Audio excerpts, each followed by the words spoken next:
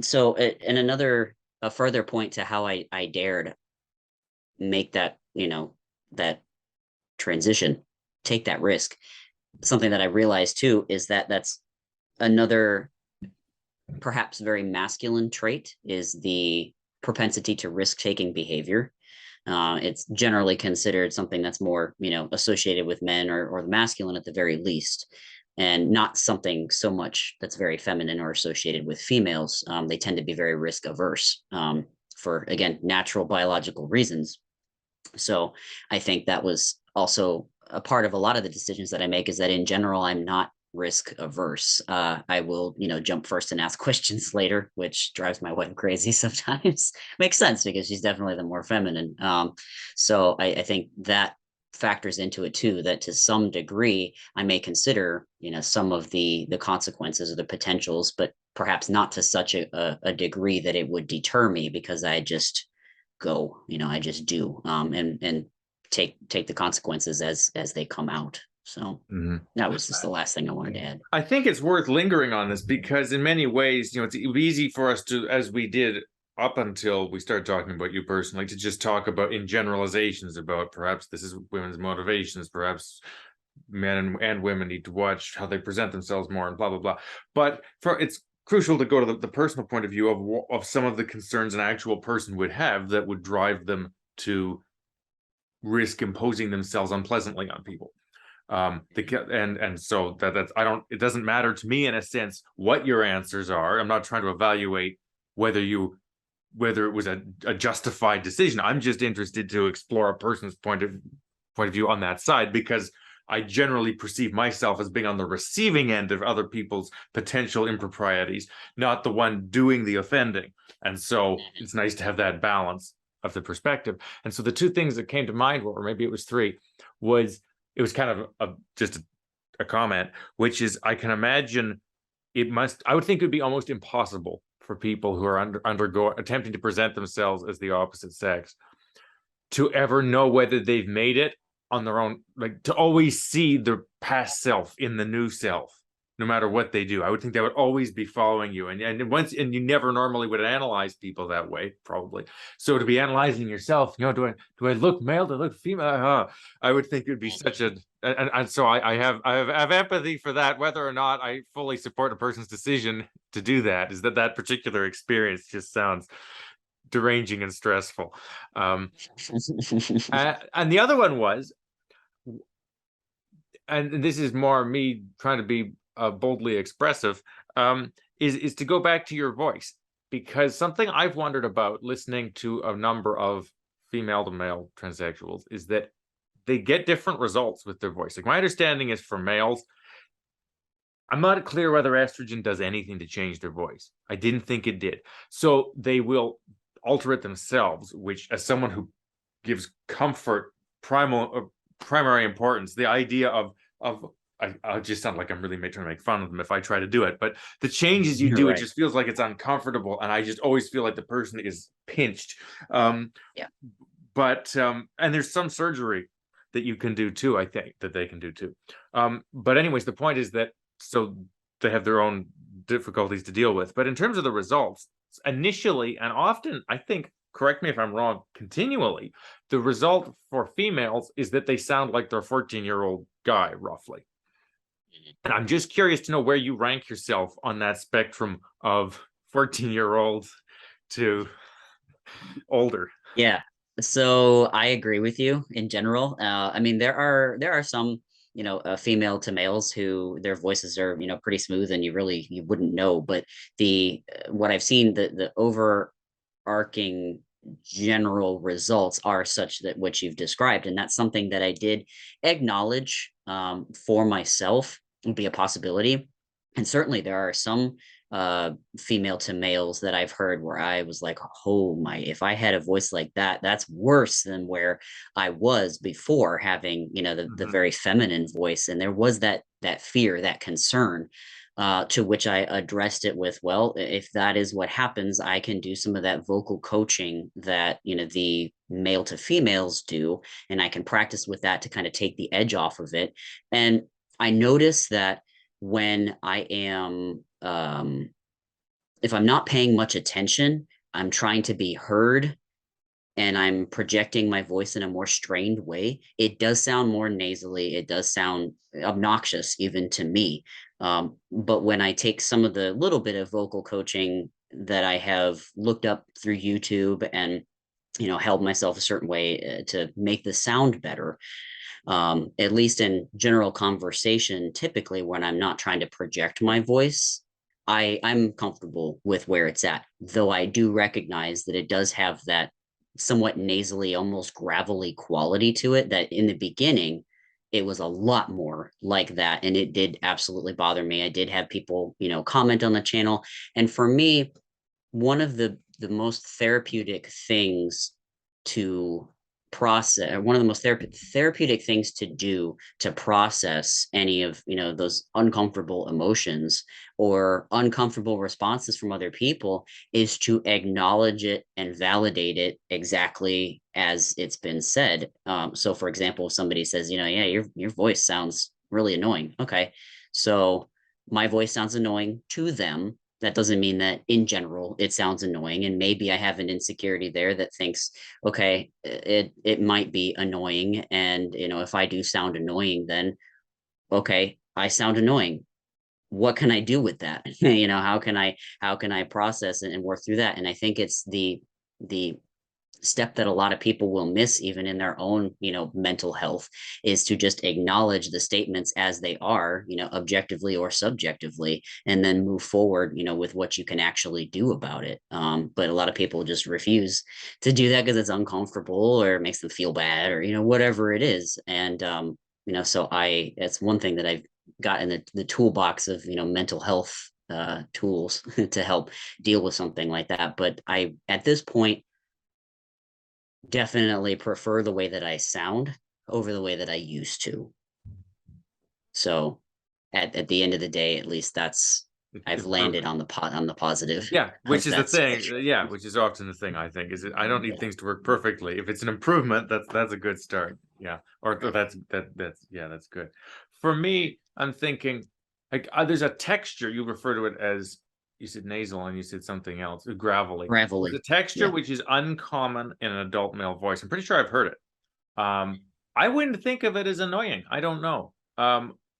I'm pleased to say that even like for me, I do, partly perhaps because I've seen your earlier videos, um, and maybe not just because of that, but I do genuinely perceive like two different, like a mix of traits and two different, and not two different people, but kind of. And sometimes Hmm. it bothers me, but mostly it's just merged into one, and it's just Artemis.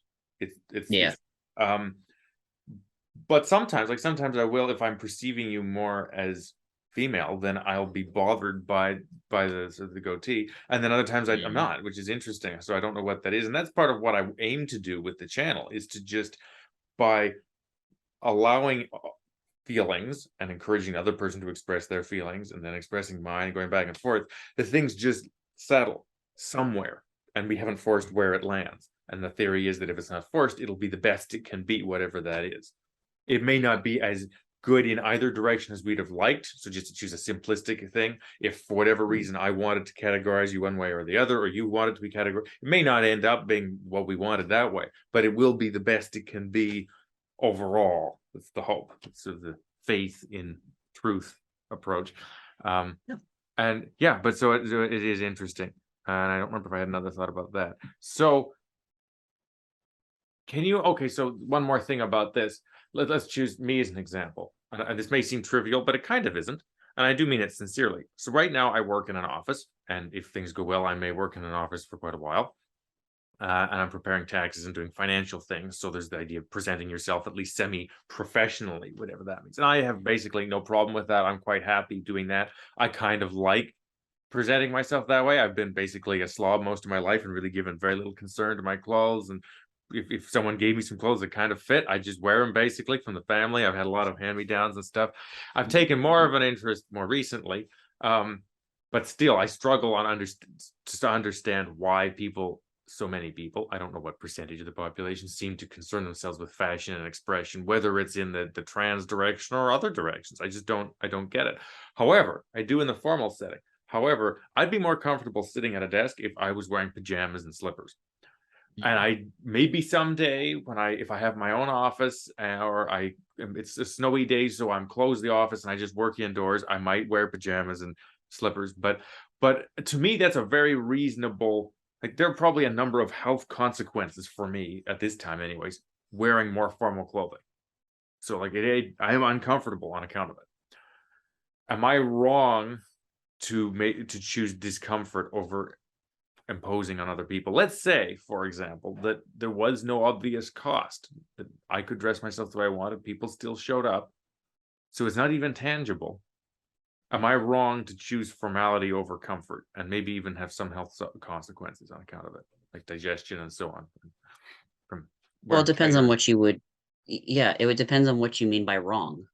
Because that's a real subjective, judgment. So, as you said, assuming that there's no consequence to anybody in the office, you still choose the physical discomfort of wearing clothes that you consider to be appropriate. Why do you consider them to be appropriate? Why are you choosing discomfort still? And why is that wrong? So I mean, it's three questions there that for me, you would have to answer in order for me to get further with that. Okay, I'm trying to figure out whether how long it'll take and whether I want to get into that. Now, I like to include There's a something. lot there to Yeah, dissect. I want to. Well, I haven't thought about it a lot, and it's not as clean cut as that example, because I assume that it would have consequences, and it's as simple as I wouldn't even think of bringing it up. I would consider bringing up footwear on certain occasions, potentially. Also, if I just went and bought different shoes, I'd probably be fine. That's kind of a silly little thing, but um, I have all my life pretty much worn oversized clothing because I don't want to wear field clothing. You Hmm. say you Hmm. don't want to go to a nudist beach. I've kind of thought I might at some point. Like, less is Hey, better in man, most. that's okay. Yeah. Yeah, I would go Um, to experience it for once. Yeah, definitely. Would I yeah. feel comfortable there permanently? Maybe not, mostly because of the way other people respond typically when they're at a nudist beach. If they were Mhm. respectful, keeping space would be one thing. But anyway, continue. I think they would. I think they get dragged out by bouncers or something if they don't do that. From what I've heard, which isn't much, that they can be regulated and monitored. And I'm sure there's a culture around it too. Like, if you're going to do that, that You would hope. yeah. Um, but my problem would be I'd go, but I don't want to be distracted by the other people. Like, I don't want any attractive women. I don't want like this. Yeah. It just gets too, because that gets complicated or and awkward fast in a whole Yes, it different does. direction. Um, Uh-huh. but it's intriguing. I am curious to know, just to completely go on a tangent for a second. I'm curious. I feel like this does tie into the provocative thing, that Mm. being provocatively dressed in many ways is more provocative and less of a whole calmer experience than someone just not having clothes at all. Obviously, when I say someone, I mean a woman. Um, Hmm. to me, that's the case. Like, I actually feel like that's because there is, I'm not saying they're sending the message on purpose, but there is a message being sent. Whereas if you're just not wearing anything, there isn't necessarily. Um, and it just feels more, anyway, so that intrigues me. That's beside the point. But okay, so there's a way I can simply address this comfort thing. Um, I mean, what I'm trying to get at is, um, and we don't need to come to conclusions, hard conclusions, but the question is, where is there a line where you think it's a person in general who's considerate of other people and in a certain situation should choose discomfort over, like you were saying, that to be your best, to give your most, you would have to Okay. go through this transition. What if you just settled for, no, I'm going to be kind of half baked the rest of my life, but I'm not going to cause or risk causing all this disruption. Um, and I understand a person not just simply not deciding not to make that calculation. Like, no, this is significant enough to me. I'm just going to do it and accept the consequences. Is this technically selfish? Maybe, but I'm. It's not necessarily wrong to choose yourself over other people if it feels like it's a fundamental choice. And in any case, yeah, what do I even mean by wrong? I mean, it doesn't. It may not be an unnatural level of self concern. It may not be a destructive level of self concern if you choose yourself in that situation. Hmm. Maybe. Yeah. What I struggle to understand, and I may never fully understand it, is what degree of disruption in your own life or in the life of other people who choose medical transition is initially being dealt with, that this alleviates. So, and I don't know that there's anything that can be said necessarily about that, but it almost seems like an impossible calculation now that I think of it, like to choose.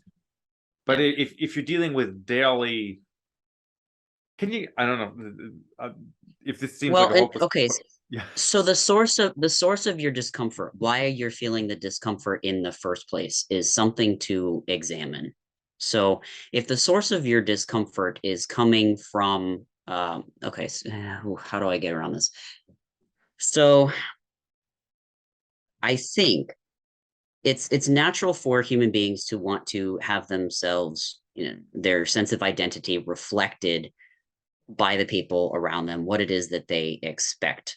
Now, just because it's natural does not necessarily mean that that should be the way that we conduct our sense of happiness or sense of self. And that's kind of hard for a lot of people to separate because they're so enmeshed and so tied into everybody around them. That's kind of how they grew up. If the familial, I want to call it a cult because in a lot of ways it is, familial or social cults. So they think that they need something when for their happiness, when really they're placing their happiness outside of themselves, an external locus of control versus something that's more internal. So to get that straight first, to decide, or if you're going to be that person who's consistently putting your locus of control outside of you and your happiness on other people and everything else out there, then you will be subject consistently to other people's consistently changing whims and preferences and everything else, which is maddening in and of itself. But if you pull that in a little bit and just go have that bit of selfishness and that bit of okay, I need this change because it just makes me feel good for myself within myself. Like, and I use the example of my double mastectomy all the time because for me, getting rid of those outside of everything else has been the single most improvement on my own mental and physical just well-being, because being rid of those I often liken to having tumors cut off. I mean, I know that people will maybe call that kind of extreme, and perhaps that's where my diagnosable dysphoria comes in, because there are a lot of women maybe out there who don't feel that way about their breasts, but I did. And so making that choice was fully and completely for me without consideration of how anybody else is going to see it.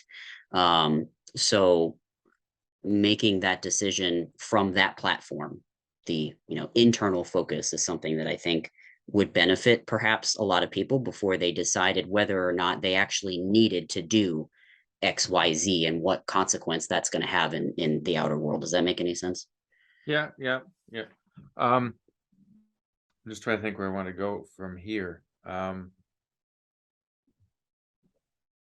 Okay, well, one thing is to the tumor thing, because I've often used that analogy as instinctively it's felt right to me as a general empathic tool to assume Mm-hmm. that, and it's not always right. I've heard people not say, well, I'm not disgusted with this, with that, but I certainly, one of my, I think, I don't know, I think one of my biggest sources of disgust personally is if I was to have a growth or something. Like, I think that would really put me off, and it seems to put me off more than other people. Like as a kid getting a wart or something, it was a major deal.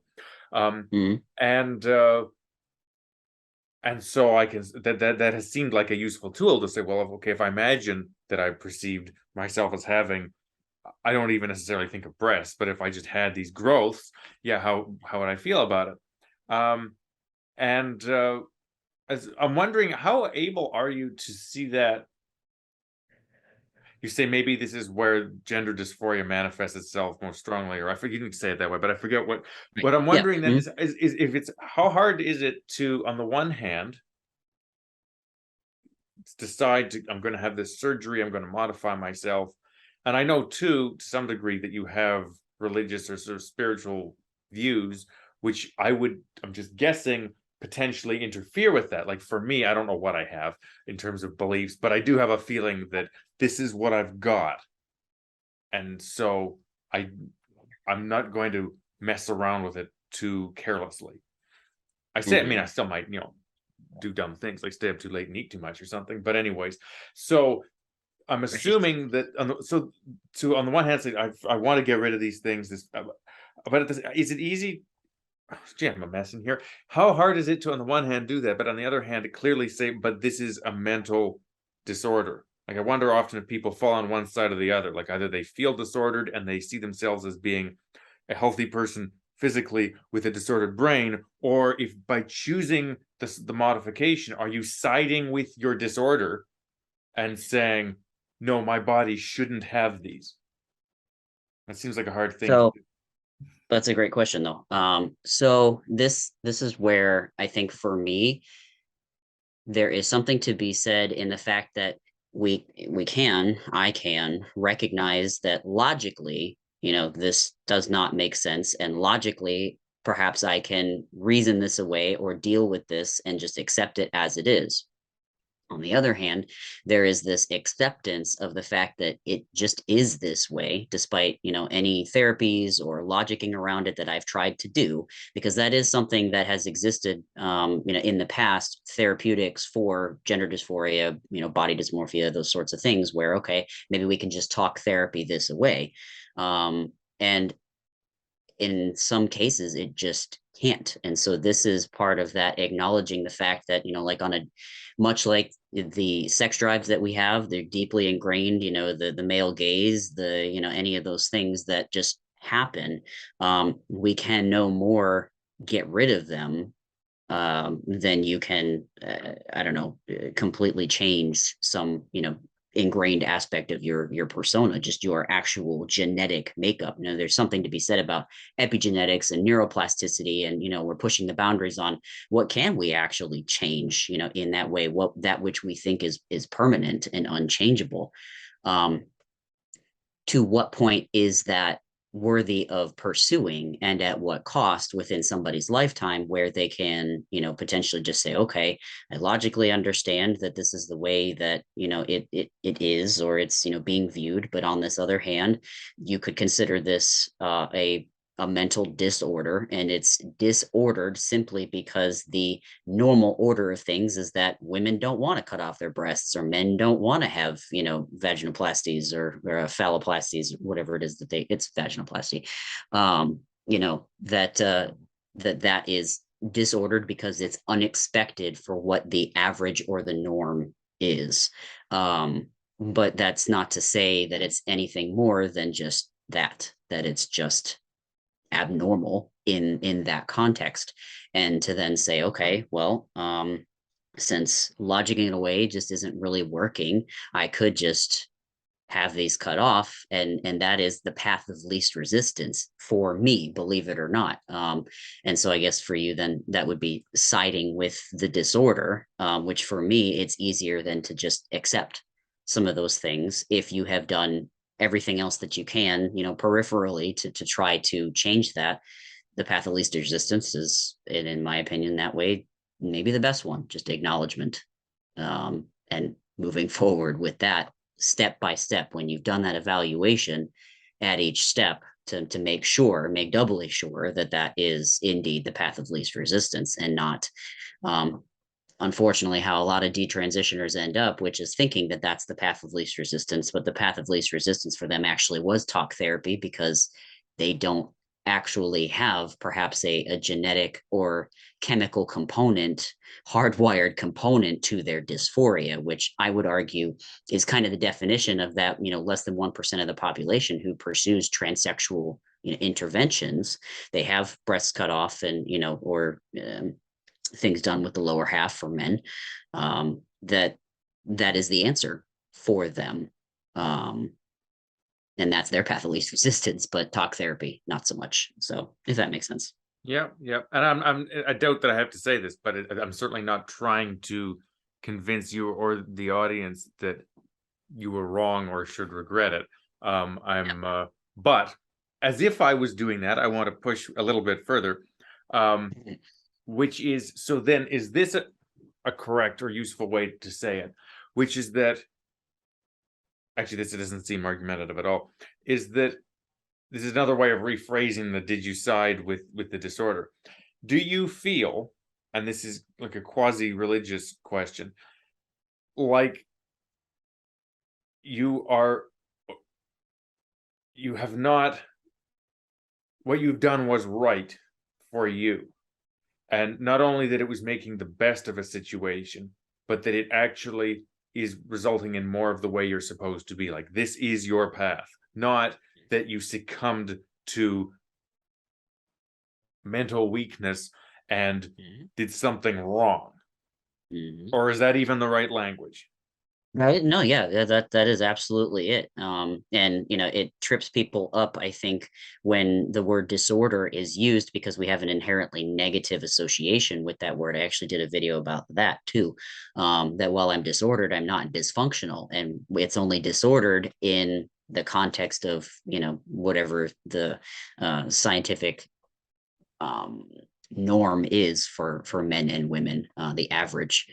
So yeah, I don't see it as succumbing to an illness when my life has actually been vastly improved as a result of it, versus somebody who's perhaps succumbing to depression, where feeling worse and worse and worse, and less and less functional within society. If succumbing to this is made me a more functional member of society, then perhaps we might think about disorders differently, if I can even dare say that, because that sounds a little novel, honestly. It makes me think of something back when I first heard of Jordan Peterson, before he was famous, that he was saying, which was that there's an engineering component to psychology, which is that there's a design and function component, which is in part, how does this person fit into society? And that so in a sense, when and this is him completely accepting, but also looking at the socially constructed aspect of it, which is saying it's a matter of a fit for a time and a place. Partly that doesn't mean it's a bad way to look at it. It doesn't mean that, oh, it's just cultural, throw it away. But it does mean that what you're doing, at one point he referred to having schizophrenia as I don't remember this, so don't attribute it to him, but I'm just saying, in all honesty, this is where I heard it, of it being, having these particular experiences, whether they're creative experiences or however you want to describe it, but not being able to integrate them with the rest of their life. So it wasn't making the distinction of real or unreal. It was just saying it couldn't be integrated. And that was the functional definition of disorder or not, which seems completely in line with what you're saying. Yeah. And the other thing, though, I would say is, if you were born 300 years ago, it would be more of a dysfunction. Like, now you've been able Probably. so that's an interesting thing and often I Yeah. think, well, from an evolutionary period, if that's what you resort to in a, you gently hold it, you don't hold fast to it. If that's part of the basis for what's right and wrong and functional and not functional, then over the longest span of time it would but maybe there'd be an interesting solution too. I don't know. Like magic mushrooms or something. I don't know. Yeah. Become a shaman or something. Yet again, we're about to end a segment. Am I right to think that about one more segment should do it, probably?